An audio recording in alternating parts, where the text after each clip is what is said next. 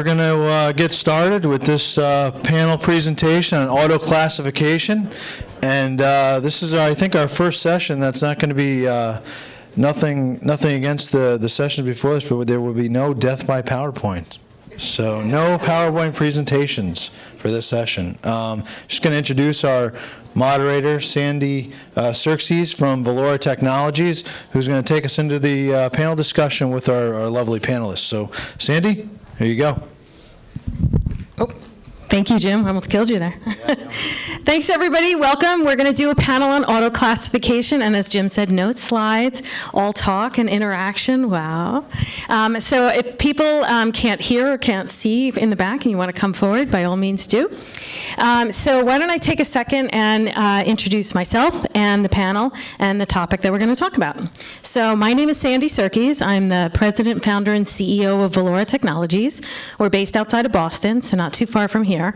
And we specialize in document data mining and auto classification, which is why we're talking about this topic today. My panel that I have here today, I think, is a really nice spectrum of folks that you will see in the information governance world, as well as people at different stages of their career. So I thought that that would be a really interesting kind of spectrum for you to see. So I will start with Cliff. This is Cliff Dutton. He's the Chief Innovation Officer at DTI, soon to be Epic. Should I just say Epic? You can say it. I'll say Epic. And for those of you who might not know, DTI and Epic were the #1 and 2 e-discovery vendors in the world until they merged, now making kind of a super #1. And Cliff has an extensive background in e-discovery, compliance. I won't remember exactly your title at AIG, but I'm sure you'll share with everybody, and kind of oversaw some major efforts around regulatory issues and compliance and e-discovery over there. And then next to Cliff, we have Lynn Thompson. Lynn is just finishing up her master's degree at Columbia University in Information and Knowledge Strategy. If any of you are thinking about an interesting program, I'll just give a shout out to Kate, who runs it, sitting right there. I teach at that program, so Lynn is a data scientist by day, student by night, and she has extensive experience working with analytics and various types of algorithms. Next to Lynn, we have Colin Cahill, who's the Records and Information Manager at Draper Labs in Cambridge. If you don't know Draper, well, go Google it, but they're a pretty impressive organization. They're a major DoD contractor and have been for decades, I guess, at this point. And Colin oversees pretty much everything that I can think of related to records and information management at Draper. So we're going to dive in, and we're going to be talking about auto classification. And just a show of hands, how many people were at the keynote just a short while ago with David Brown from the SEC? He had auto classification up on the slides, which I had not met him prior to that. I did not, give him a plug for that. But he described a process that I actually really would not call auto classification. He described a process that probably many of you in your organizations do today, where you have to literally manually classify every file or every email or whatever it is by using drop downs and effectively different forms of data entry. If you are doing that work, it is not auto. When we say auto driving cars, we don't mean get in, turn the key, do the steering wheel and the pedal. We mean get in and go like this, okay? I should know, I have a Tesla, okay? I know what auto, pilot is. Not that I have it, I don't, I'm terrified. Okay, so when we talk about auto classification in here, what we are talking about is literally software doing the work, having algorithms, having AI, machine learning, call it whatever, glitzy term you would like to call it, where software is analyzing the content of a file, and that file can be electronic or scanned paper, sort of newly electronic-esque, and then making decisions about what to do based on the content. So you have kind of a combination of effort, a sort of tagging effort that's determining metadata or creating tags, and then another effort that is making a disposition. Is it germane, let's say, for a lawsuit? Is it responsive? Is it under legal hold, or should it be? Is it past its retention? Should it be deleted? If so, how? You get the idea.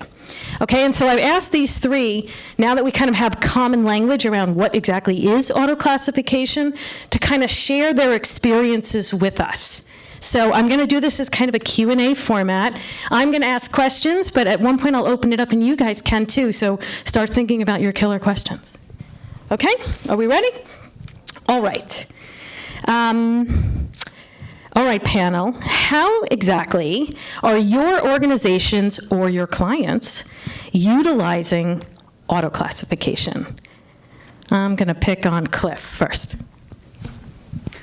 Thanks, Sandy, and good afternoon, everybody. A little more background on what DTI Epic is, and maybe that will help with the context of the example. We're a billion-dollar corporation with 7,000 employees around the world, and we're the largest provider of legal services that are not law firm services. So we provide, in addition to electronic discovery, we provide court reporter services, we provide bankruptcy settlement, we provide notice for settlement of class action suits, we provide management services for the back end of law firms globally. So in that context, we're one of the largest processors of electronic information in the legal industry. So we get a lot of different touch points across that.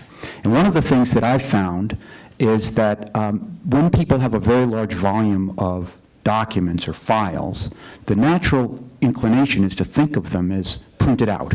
They're all a bunch of files. We can print them out, and we can figure out which one's what for our business purposes just by looking at them. And that's true. That's a perfectly valid way to look at documents if you have 10 documents. But if you have 1,000,000 documents, that's not a rational way to move forward and understand what's in them. So when we talk about auto-classification, one example I want to share is, let's say, for example, you have a financial institution that has a large portfolio of loans that are in bankruptcy, or the person who took out the loan is in bankruptcy, or the entity that took out the loan is in bankruptcy. You want to make some disposition decisions, and you want to make some reports because your regulators require you to do that. You need to look at a large volume of files.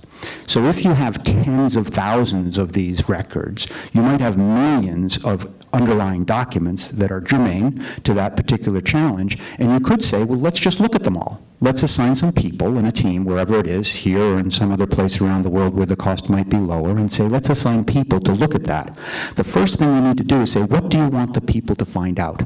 You need to figure out the rules. You mentioned some disposition phase. During that disposition, you have to consistently follow some rules. You have to have a reasonable approach to say, we've looked at a large volume of files, and we've made categorization based on some rules that human beings decided. The rules don't make themselves up. The rules are to a business purpose.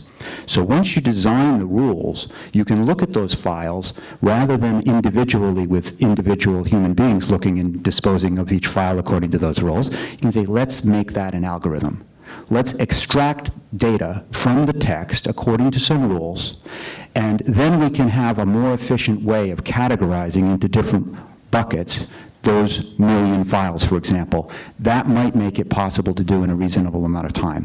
So if you have a deadline as a financial institution to respond to a certain request, whether it's internal or regulatory, you have to say, how much will that cost and how long will it take? So in a recent example, when we literally had tens of thousands of records similar to what I'm describing, when we looked at the analysis of what it would take to look at those files with just a straight human labor force versus what it would take to look at it both algorithmically and with some QA applied by human beings, we found that the cost associated with doing that algorithmically was about 25% of the cost of doing it all with human beings. We also found that about 2/3 of those files could accurately be categorized using the algorithm. So it's not like we expect auto-classification to be 100% perfect solution to everything. It's not. But when we start with a human definition of what the rules are, and we apply algorithms efficiently in a combined process, together we can achieve extraordinary efficiency. So that's an example of how we can use this kind of technology to achieve a particular business objective. Thanks, Cliff. And I just want to pick up on one point, which is, and I get asked this all the time, which is, when is it a lot of data? And of course, that's a subjective question. But we are now facing a world. I'll give you an example. Someone I spoke to earlier this week, their organization receives 100 documents a minute, every day. So when you do that math, I think I did it right, it works out to about 700 million documents a year. That's new. Okay? That is the world that we are heading to. Not everybody's in that scenario, but a lot of them are. I'll give you another kind of data point, again, just from recent conversations, happened to be a large law firm, this one. Just their email traffic, they get 250,000 emails, either coming or going, every single business day. Okay? That is an awful lot to track. And we have created these types of problems with technology. We're going to have to deal with them using technology. So this is a good segue over to you, Lynn. Tell us a little bit about how a data scientist applies these types of technologies. Absolutely. Thank you, Sandy. Again, my name is Lynn Thompson. I have a similar background to Cliff. We were talking in the green room. So I do have some banking experience, particularly in IT audit. For the most part now, my clients are in the pharmaceutical industry, and what used to take 1 to 2 truckloads of paper, new drug application submissions to the FDA, is now a quick click of an electronic process. But the volume of data is the same. Multiple lab results over several years, culminating in what will be sent to the FDA, is an enormous amount of work for humans to put in the correct folder. And trust me when I say the FDA is very particular about the classification of those documents. And they will send those submissions back, and the cost of that is potentially losing out to a market competitor. Because, as you all may know, rivalry in the pharmaceutical industry is fierce. There are often companies competing, developing a similar drug, sometimes the same drug at the same time. So it's critically important to get those submissions in as quickly as possible. AutoClassification helps us do that. As Cliff mentioned, we use humans to make those rules, align them to the business strategy. And I just want to reinforce the fact that it is an iterative process. It's not something that you can just set up an algorithm and walk away. You have to keep a check on that algorithm to make sure it's efficiently doing the work that you need it to do. Okay, and Colin, I think you hold, if there was a kind of ranking of common titles at InfoGovCon, your title might be the highest ranking, the most number of people with a similar role. And so I think a lot of people identify with, okay, I'm a modern day trying to get my organization to go from sort of more of a paper orientation around records into a digital one. You have a fair amount of experience with that. Maybe you can speak to that. Sure, thanks, Sandy. So Draper Laboratories, really, it's been around since the 1940s and originated from MIT. I started at Draper 2 years ago, and really, prior to my arrival, no one at Draper had ever paid any attention to trying to manage information. So thus, everything that Draper ever created since the 1940s still existed in at least one form or another, usually multiple copies of the same information. If anyone has ever been there, and Sandy has been in the office, so she can attest to this, it's literally, the office building is kind of like a rat maze. So there's lots of strange hallways that don't seem to lead anywhere. You get to a dead end, and you don't know where the hell you're trying to get to. And people have traditionally have stayed there for a long time. 30, 40 years is not uncommon. And probably in the same office for all that time. So legacy paper records at Draper had stacked up. It's just a huge, huge volume of that. So we've been modernizing our office space, which means moving all these engineers out of their offices that they've been in for decades and like demoing the entire space and then rebuilding it into an open concept. So there's been lots of legacy information that has been siloed to really like one person who's been here for a long time. So we're trying to make some smart decisions on what to do with a lot of this physical information. So, some of it is just old and we may not need it. No one's ever going to reference it again. It has very little value. So we'll either shred it or get rid of it. While others, there certainly is a lot of value, and we want to be able to use that and understand it. We also have, as Sandy mentioned, we're a DoD contractor, so we do a lot of work with the Navy, the Air Force. We also do a lot of work with NASA. So a huge amount of our business contains very sensitive, classified information, lots of security concerns.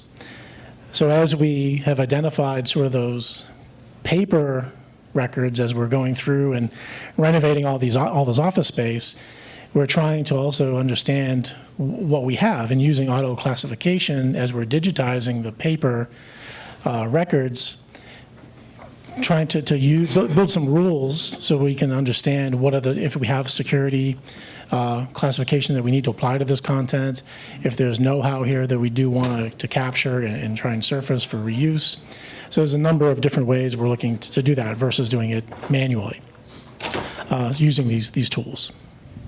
And I'll add one more, just because it didn't come up in the conversations here, but a common use case that we're seeing now tends to come up when organizations are coming together or splitting apart. In other words, some sort of restructuring, M&A, acquisition, that kind of thing. And what happens in those scenarios is, of course, you have two different piles of data either combining or splitting apart. And that is usually a call to, it's a good kind of impetus for information governance that isn't always discussed. Yes, sure, we know breach is a big thing, and some sort of litigation. Those are kind of the ugly versions of when it's time to pay attention. But M&A or divestiture can be a very positive version of that. And even still, I'll give you an example. There are two huge organizations coming together. So you have party A and party B, their data has to come together, and then because of regulatory requirements, they actually have to split into 3 companies at the end. So you have 2 coming together, splitting into 3. That's quite a data management challenge, and it's going to be solved with a metadata analysis and rules. So just another one to add to the pile. Sandy, if I can just add to that for a second. Yes, sure. It's a great example because it brings us from this sort of policy layer directly down into some technology, because when you say things like, normalize data across 2 different institutions, and probably from a data science perspective, you'll resonate with this, but we have to start talking about things like data maturity models and data quality and data taxonomies, and what do we mean by different data fields in different places. If you have to map every single data field and its content by hand across these volumes of data sources, you will fail. Right? Because that doesn't work. Humans are not good at high quality predictability and repeatability across a volume of tasks like that. We get bored. Computers don't get bored. It applies the same thing algorithmically to the same file, and at least you have a method that you can say has a reasonable level of consistency. So none of these processes seek perfection. They seek a reasonable level of consistency according to its business purpose. So in compliance, we might have one threshold for reasonability. In an M&A transaction, we might have another level of reasonability of completeness. In a litigation, we're going to have maybe a higher standard of what reasonability and completeness means. But you have to think about those things technically, and it gets into the weeds really fast. And it's important that it's not only policy, but it's also the data definitions that we're talking about. Okay, so since that all these people are already in the room, I'm going to say you're at least partial believers in this concept, or you wouldn't be here. So since you guys are living it day to day on the front lines, talk to them about the gotchas or things that get overestimated or underestimated. Give us your battle stories and let them benefit from what you've learned the hard way. I can attest to that. One of the things that I've learned as a data scientist is that you cannot rely on simply one model. It takes more than one model to build reliability. The more models you have saying the same thing, the more accurate your data will be, your metadata classification will be. Another thing I want to reiterate is this is not a silver bullet. This technology is not a silver bullet.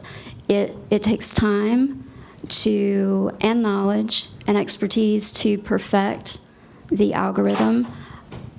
Companies such as Valora are amazing at generating these algorithms, and it takes time to perfect that ability. Sure. No, I think the silver bullet point is spot on. Auto-classification is something that personally I've kind of been interested in going back to the late 90s when Autonomy, that company, first hit the scenes. So I found it fascinating. And even back then, there were a lot of organizations that were starting to try and dip their toes and test. And it was certainly not perfect or even close enough to perfect to really be terribly usable, but it has certainly improved over the years, not to the point of being, again, the silver bullet. So you have to, I think there is a lot of diligence that needs to go into it up front. A lot of that learning, testing, and in our case, and I think in a lot of organizations' cases, what we're talking about is lots of unstructured information that really it's a black hole. No one's quite sure what it is we have. So even if we can start to apply some algorithms and rules and policies, all this stuff, to try and surface and understand what's there, it may not be 100% perfect, but it can get pretty damn close if you do a good job, and it's better than not doing anything at all, for sure. Yeah. Do you do statistical sampling every so often to make sure your algorithms are accurate still? I think that's a very good practice. Yeah. Absolutely. One of the things that we do, and I'm sure that Sandy does also, is statistically sample how these files are being coded. Are they being coded correctly? Is the metadata correct for this particular file? Is it a blinded or non-blinded study? Is this accurate for this particular data set? Is this a small device, which is a completely foreign type of clinical trial? Absolutely. And the sample size is not small. It's a large proportion of the data set. 100 documents, 1,000 documents? I would say in the thousands. I would second that. Yeah. And this can be done in minutes. In terms of gotchas, a little more context on my role at AIG that I had prior to my current role. I was responsible for AIG's e-discovery and legal policies around discovery and electronically stored information, and all of our vendors for AIG's requirements, which are substantial, but also on behalf of all of AIG's insureds globally. So that is what made it a much larger challenge. And AIG globally, mostly on behalf of insureds, spends about $2 billion a year on legal services. So understanding where those risks are was something that I learned about some of those gotchas through many of those stories. And I find that one of the gotchas when we talk about records management is that we all recognize that records are both an asset and a liability. The gotcha is that we tend to overweight the asset and underweight the liability. right? So we really need to make a decision about the value of retention and force that down to the individual custodian level or user level or department manager level and say, why are you keeping this, and make an active decision to keep things rather than a passive decision to just keep everything because it might be worth something. And that's a natural human tendency. I got a whole bunch of stuff in my basement. So I understand that we tend to keep things that might be valuable, but the liability side of that, if you get into a dispute or a litigation or a regulatory action or even in an M&A situation where you actually have to look at that information and you have obligations to achieve a certain level of completeness in your analysis of that underlying data, that can be very expensive. So the gotcha is underweighting the liability and overweighting the asset, and driving that decision-making into your organizations can help with that. And again, I'll add one more. Something that I think gets underweighted is the notion that there are different applications, different data silos, call it what you want, for different purposes. And that didn't happen by accident. There are different tools that are better for different purposes. And that is not likely to change. So I know that there, maybe a couple years ago, was sort of a prevailing notion that if we could just get all the data in one place or into one system, then we'll be under control. I think that notion is pretty well dead, or should be dying, because we're quite the contrary. More and more opportunities for data collaboration or storage are emerging every day. And you don't have to raise your hands on this, but you can think it inside. How many are using something like a box or whatever just occasionally in an emergency when you couldn't get something to somebody any other way? She says, no, gold star for you. But I can tell you I've done it, because I was under the gun and I had to do it. And I quickly put it on a box and the other person got it and we quickly took it down. Okay? Not the best practice, but very real world. The title of this was AutoClassification in the Real World. That's real world. And so this kind of multi-silo, multi-purpose, all things to all people is going to persist. So if we're going to get our arms around it, we're going to have to do so with that as an admitted starting point. Yes. To that point, when you're doing this auto-classification, when you're talking about developing the rules, are you using a particular data set, or are you using those rules and the tools and then pointing them at the different repositories? Because it seems like that, that would be much harder to do, because the rules, it feels like you would have to develop the rules based on some knowledge of that data set already, even if it's like a generalization of the data? The answer to almost all either-or questions, honestly, is yes.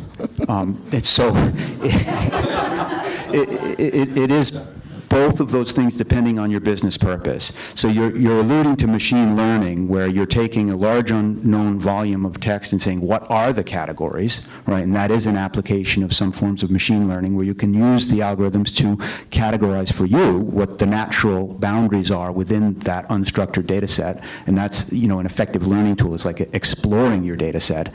But when it comes down to what are you going to do to create rules, in my experience, you have to know what you want. What is my goal? What is the either business purpose or regulatory purpose or litigation purpose? What am I trying to achieve? And e-discovery would call that a coding tree. What issues are relevant in that matter? The same issues won't be relevant in the next matter, so it has to be matter-specific definitions. In compliance, it might be something like, I was responsible for policies, a small number of policies at AIG. How many people here are responsible for policies or have authored them? Right, so a lot of us. When IAD, internal audit, comes knocking and says, are you doing everything that your policy isn't designed to do, that would define what that metadata should be associated with your using, for example, an underlying set of email to look for those metadata fields associated with complying with that policy. It would be in response to that particular business requirement. Like a records retention schedule, but that's easy. What's more difficult is identifying. What's easy is identifying the stuff that is relevant to legal hold, because you have those, what you call the data trees, right? You sort of know the custodians or where the relevant data might be. The records is also pretty easy, because if you have a schedule, it tells you right there what you're looking for, or somewhat what you're looking for. But what's tougher is everything else. what are those things out there that have that business value that you Right. want to try to apply or auto-classify for people and apply some retention to? That becomes a question of what your data map is. Where are your sources? Where might that data be? There isn't one common repository of everything, as Sandy has said. It lives everywhere. So you need to decide the scope of what you're going to be evaluating, and if you want to use a records retention schedule as your guide for what you're looking for, you could certainly do that. I would caution that I've been a testifying expert on e-discovery in federal court relative to reasonability and completeness, and I've often had to confront the difference between policy and practice. So when we have a records retention schedule that says what people should do, they don't do that. So we have to make sure we bridge that gap for them, and we make sure the rules look for those things that we know should be retained under a hold policy, that we look for them as broadly as possible. But at least we're given some comfort in the e-discovery space that recent rules changes in the Federal Rules of Civil Procedure have given greater weight to proportionality and say, what are we looking for in the context of what's at dispute, and it's not a universal has to be everything answer. I'll add one more thing to that, and I'll also count this as sort of underutilized, and that is the notion of the document type. I'm not talking about it's an XLS or it's a JPEG. I'm talking it's a cash flow statement, it's a hospital admission form, whatever it is, because document type is often the best indicator without any other knowledge to say, might this be useful or not? And again, the technologies that are stronger on document type are a good way to solve this unknown unknowns problem, which is really what you're asking. If you have no context and no purpose, at least start with what I call sometimes like the blood test of the content. Learn everything you can about it, and then make intelligent groupings like document type, like various, topics or concepts, and then at least have a first blush to say, do I care or not, which is really what you're asking. So we have a couple minutes left. Oh, was there a question? Follow-up. Oh, go ahead. So, from the panel, where is the state of the art of the technology got in it. terms of dealing with this question where you're dealing with a set of data or a set of documents that are not within a confined, constrained context? They're not all of finance documents, or they're not all one or the other. They're a more general question. One example might be, how do you use auto-classification technologies or AI technologies to sort through what's business-related and what's not? Big question, issue that a lot of us face is trying to separate out business-related emails particularly, but other documents as well, from non-business related. So that's a very broad area. You don't have well-defined categories. It's just a very broad question. Go ahead. Where's the state of the art on that? From my perspective, it is my opinion that the predictive analytics and the algorithms behind this AI, they're extremely advanced in lots of industries. I can't think of any industry, actually, that this can't be applied to. And when I say predictive analytics, I mean using those rules, taking a document, using the rules defined by the business to put it somewhere, to do something with it. One thing that I want you to leave with today, if you don't remember anything else that I've said, I hope that you see that your COs are most likely thinking about their competitive landscape and how to gain and sustain competitive advantage. Using metadata is one of those tools. It's a strategy that you can bring to your CEO right away and find a company to help you do that. Having said that, remember there is no magic bullet for this. I want to touch on something that Sandy and Cliff said about undervalued items. One undervalued item that has been extremely profitable in the pharmaceutical industry is unused intellectual property. Most clinical trials don't go to fruition. They don't make it through FDA approval for whatever reason. They don't finish their clinical trial. But there's valuable data there that could be used to treat another disease or condition. So by running these rules and running these algorithms, you can seek out new drug therapies that you didn't even know you had.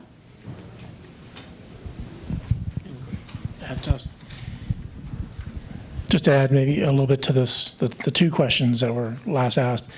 And one of the things that we're trying to do is, I mentioned, right, it's on our file shares, it's kind of a black hole, right? Some folks have described it as a hairball or a wood pile, or there's lots of interesting names for it. Do you want to cover this? No. But so it's hard, right? In a lot of ways, we don't know what we don't know. So what we've tried to do as an approach is to start to, again, sort of pull back the covers and see what's there.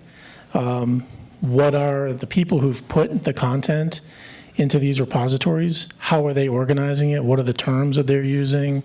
And really trying to learn from that, which will help us come up with maybe document types to help drive coding.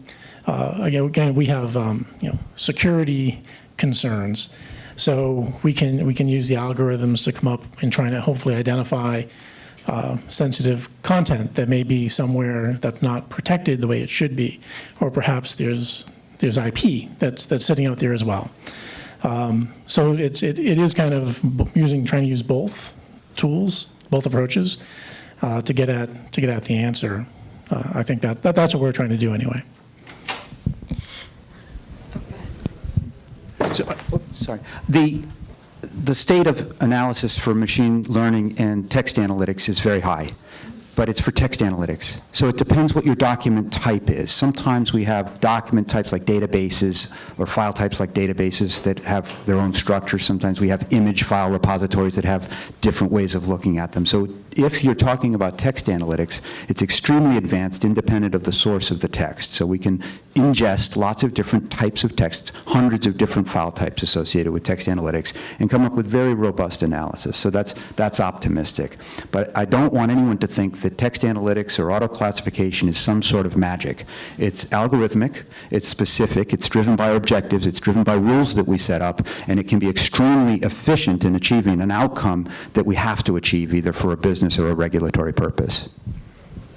Okay, well, I think we're coming to the end of our time, but the panel and I, we will go into the kind of the breakout room or breakout area, wherever Jim tells us. Right across the hall. So if you have further questions or you just want to talk to us or bring us your worst problems, by all means, please do so. Thank you guys very much. And thank you, panel.